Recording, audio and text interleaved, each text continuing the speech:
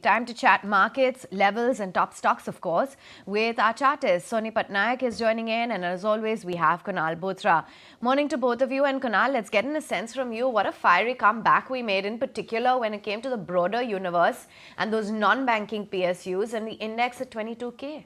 Yeah, finally some green for the indices. Luckily, I think after a slew of red for the index. But I think, there was a lot more better texture for the markets because we saw mid-caps rallying. We saw the PSU stocks, particularly they were the ones which were beaten down significantly. That was the pocket which saw a good relief rally. We saw put call in, ratios coming back from a deep oversold territory of 0.5, 0.5 to approximately towards now a stable territory around 0.9 to 1 plus for both the indices, Nifty and the Bank Nifty.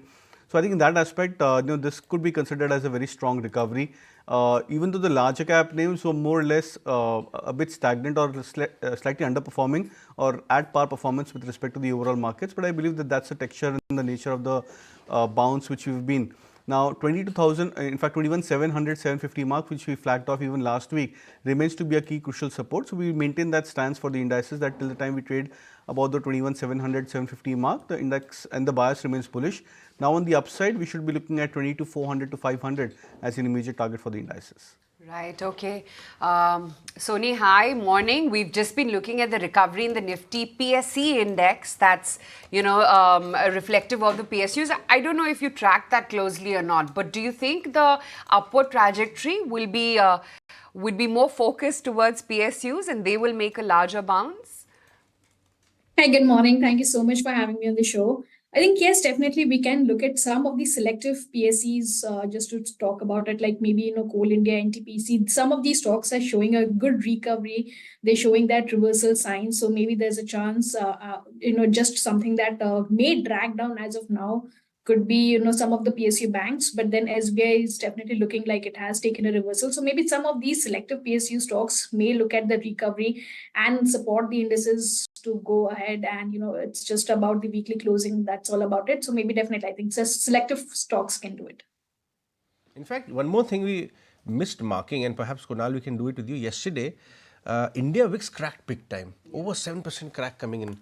What does it really mean for the positioning from the FNO side, if you could add?